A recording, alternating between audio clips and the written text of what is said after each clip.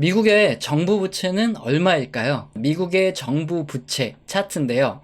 30조 9,289억 달러입니다. 우리 돈으로 하면 약 3경 정도가 넘는 금액의 부채가 있죠. 그래서 경제를 처음 공부하시는 분들은 미국 정부가 곧 망할 거다, 이렇게 말하시는 분들이 굉장히 많아요. 그림이 미국의 10년물 국채 금리입니다. 현재 3.5% 정도 되는데요. 국채는 대부분 10년 이상의 장기로 발행되기 때문에 단순 계산상으로 미국 정부는 매년 한 3.5% 정도의 이자를 물어야 되고, 3.5% 이자면은 매년 1조 달러의 이자 비용이 발생하는데, 이 돈을 미국의 세입만으로 충당하기는 어렵다, 곧 파산할 수밖에 없다, 이런 의문을 제기하는 분들이 많았다는 거죠. 30년 전에도 있었고 20년 전에도 10년 전에도 계속 있었어요. 그런데 대체 왜 미국은 아직도 건실하게 잘 버티고 있는 걸까요? 미국이 잘 버티는 이유를 알려면 재밌는 옛날 얘기를 듣는 게 필수입니다. 이 아저씨가 누굴까요? 미국의 37대 대통령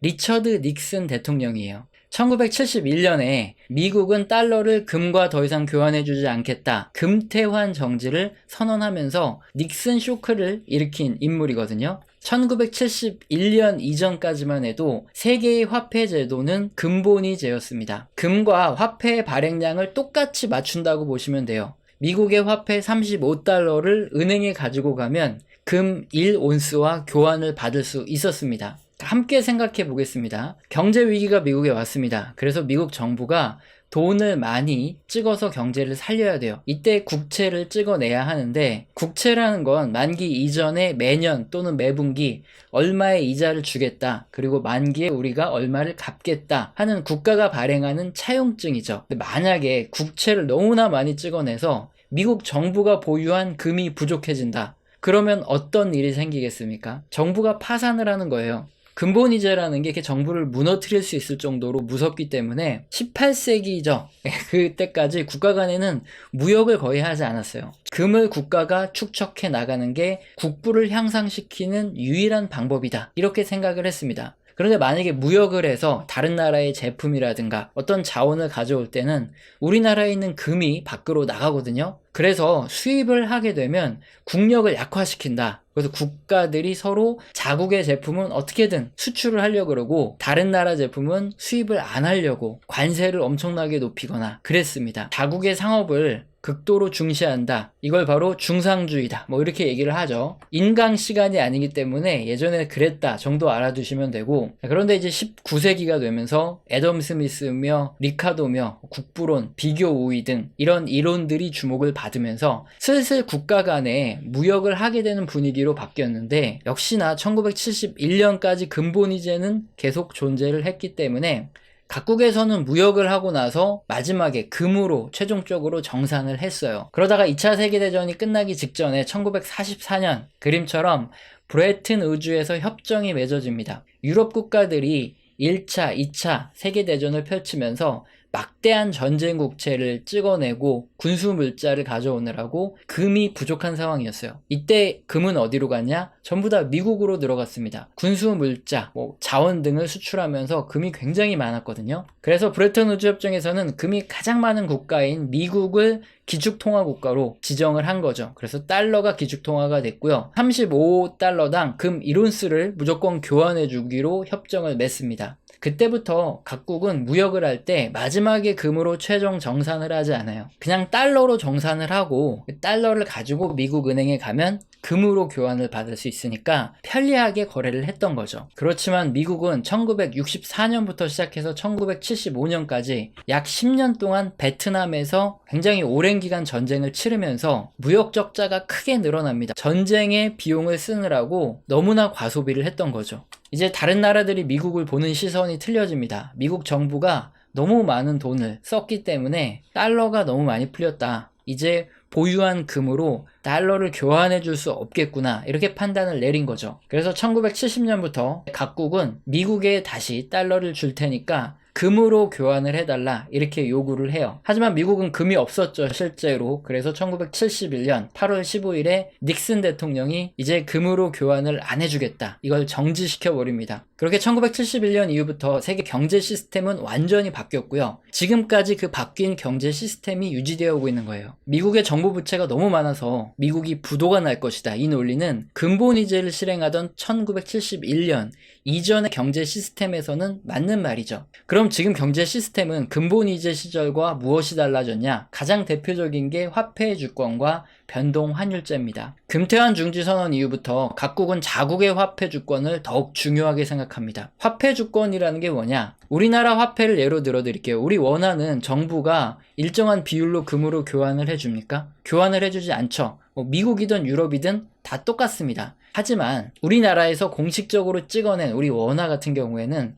다른 나라는 몰라도 우리나라에서는 절대적인 거래의 안정성을 국가가 보장하겠다. 이게 바로 화폐 주권이에요. 근본이제가 아니기 때문에 금이 중요한 게 아니라 자국의 화폐가 제일 중요하다, 이건데, 이렇게 화폐 주권을 강조하면서부터 시작된 게 변동환율제죠. 그림의 원달러 환율을 보면 매번 환율이 변동돼요. 경제 상황이나 금리, 정치적인 상황 등 다양한 요인에 의해서 교환 비율이 계속 변동되는 것을 변동금리라고 하는데요. 그럼 변동환율제가 되면서 뭐가 좋아졌냐? 화폐 주권이 있는 국가의 정부는 돈을 찍어낼 수 있어요. 발권력이 있습니다. 만약에 우리나라 경제가 어려워지면 정부가 국채를 발행해서 돈을 풀어낼 수 있습니다. 그렇게 경제를 살리면 돼요. 이렇게 돈 풀기를 하면은 국가 간의 환율이 변동됩니다. 그림은 한국은행에서 돈을 얼마나 많이 찍어냈냐, 이것을 알 수 있는 지표인 본원통화라는 거거든요. 약 240조 원 정도의 돈이 찍혀 있다, 이렇게 이해를 하시면 돼요. 그런데 만약에 우리나라에서 갑자기 경제를 살린다고 오늘 당장 240조 원을 더 찍어내서 시중에 공급을 하겠다 하면 환율은 어떻게 움직일까요? 이론상으로 우리나라 화폐가 급격하게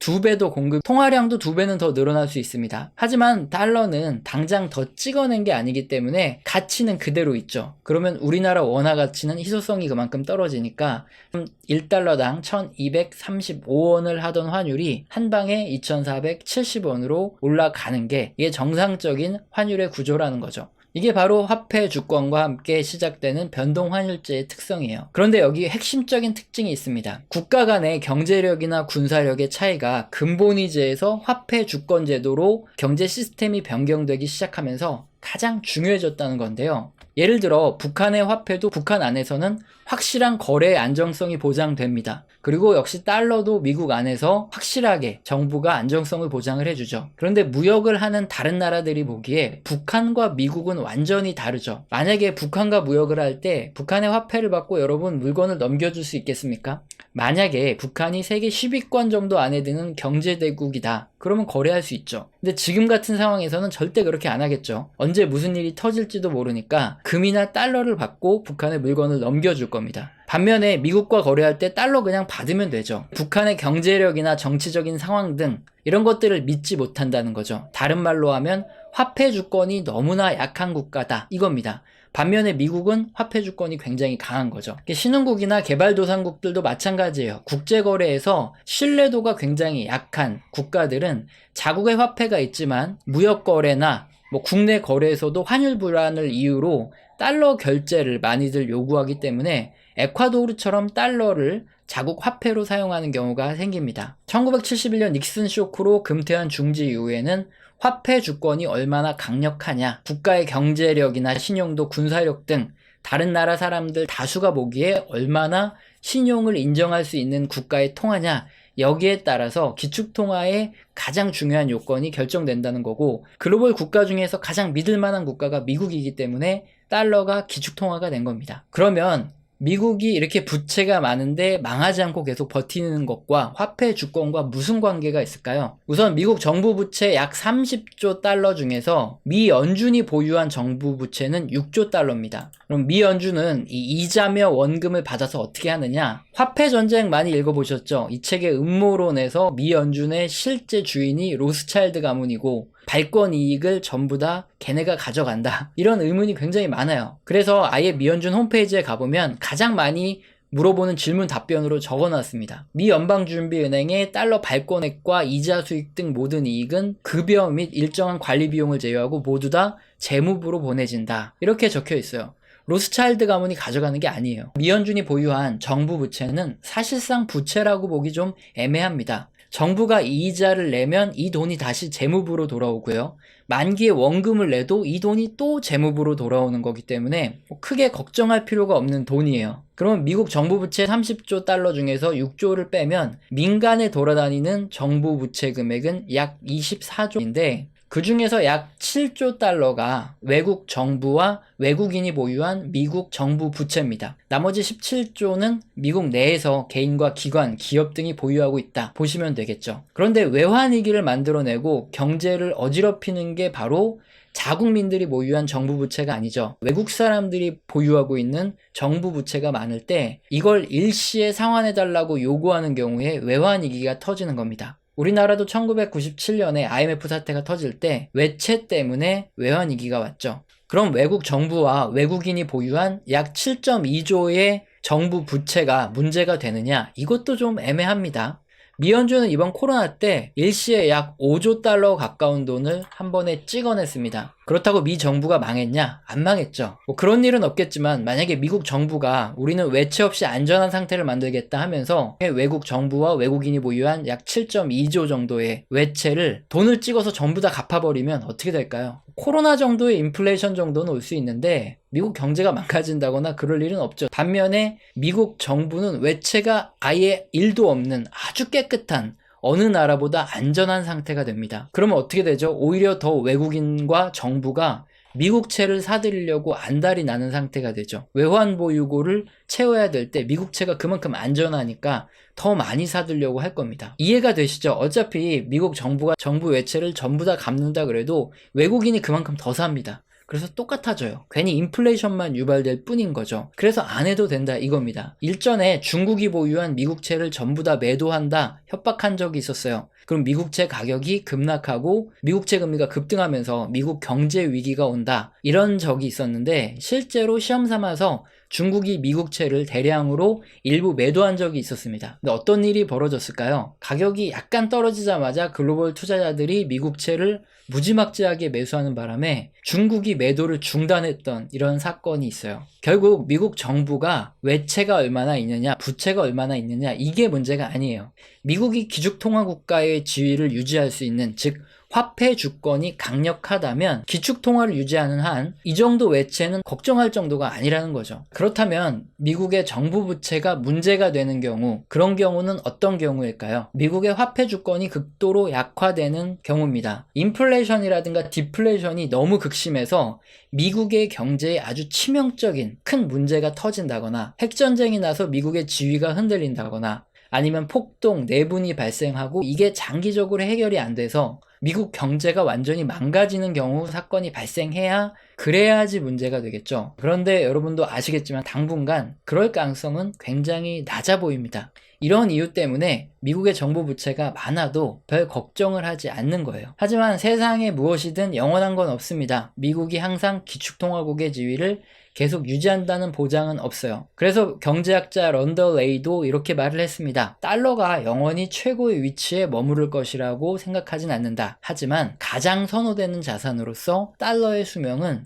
아주 오래 남아있을 거다 이렇게 말했어요. 이제 궁금증이 많이 해소되셨나요? 우리 채널에서는 영상 시청하시고 도움 되셔서 후원 주시는 분들이 계십니다. 제가 너무 감사하기 때문에 감사합니다라고 말로만 때우지 않죠. 한 달 교육을 진행하고 있고요. 매주 진행 중에 있습니다. 여기서는 산업의 사이클과 산업에 속한 종목에 대한 이야기가 나옵니다. 영상 하단의 설명란 읽어보시고 해당되시면 꼭 메일 주셔서 교육 받아보시길 바랍니다. 오늘 영상도 마음에 드셨다면 구독과 좋아요는 꼭 눌러주시고 지속적인 시청 부탁드립니다. 감사합니다.